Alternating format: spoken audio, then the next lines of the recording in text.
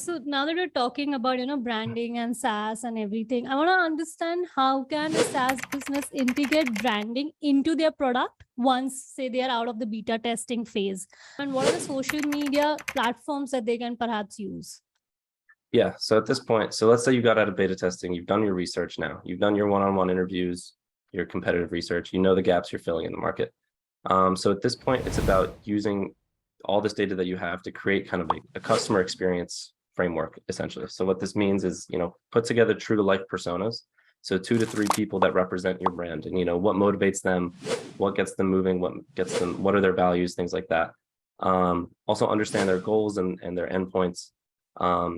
And then from there, it's about mapping out your brand touch points. So let's say your website's like the center, right? So how are we going to get people to our website?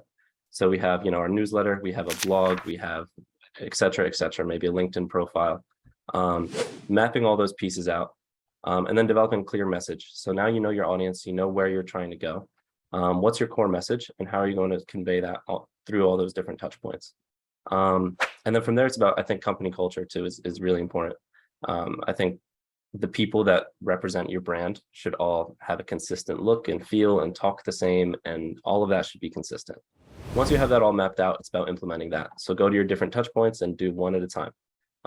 Check the messaging there, check if it matches one of your target personas, and go through the checklist for each one of your pieces of content.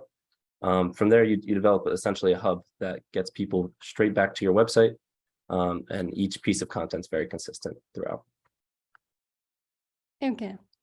So it's about ensuring that your messaging across touch points starts getting consistent, right? Right. And it's also about telling a good story too, because I feel like that's the big piece of brand strategy. I feel like brand strategy is telling your story, and marketing is getting it out there. So I feel like if you focus on world building over product building, I feel like that's a really good way of looking at things. So, who are the characters of your story? What's the core idea of this universe, which means like, what's your mission, vision, values? Who are the characters? Like, what are your touch points? Who are the people involved? And then how can we convey this core idea through those different characters? And I feel like if you look at it as more of a story, it's easier to see, because you look at things like Buffer, and there's also a company called Typeform, which has an app called Video Ask, and they recently put out a video, and there's a new app that they're releasing, relatively new, and they put out a video that's interactive. So as you go through the video, you make choices for the characters, and that's entertaining, and that brings value to people other than their product, and it brings their name to people's mind. So focusing on telling a story, focusing on building your brand like a story, I think is a really unique way of looking at brand strategy, and something that works really well too. Interesting. I knew about Typeform. I did not know about their new product. So thank you for sharing that info with me.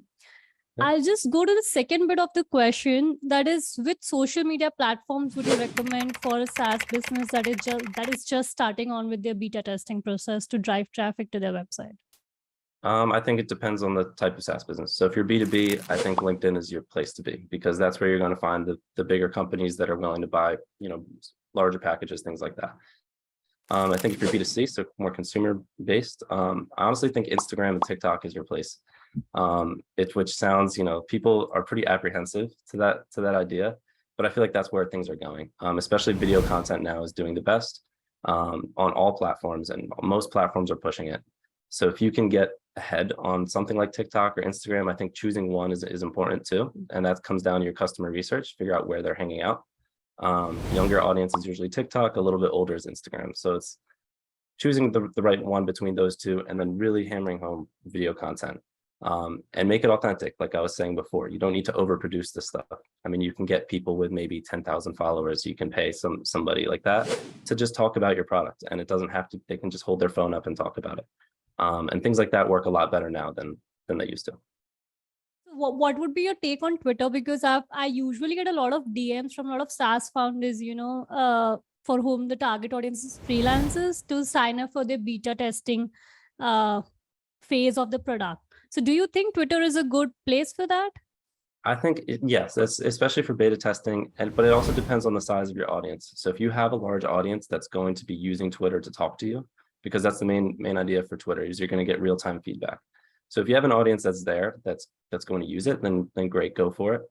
But if you're just starting out, I feel like Twitter's not necessarily worth it just yet for you. I feel like grow an audience somewhere else and then use Twitter as your instant feedback platform once you have users.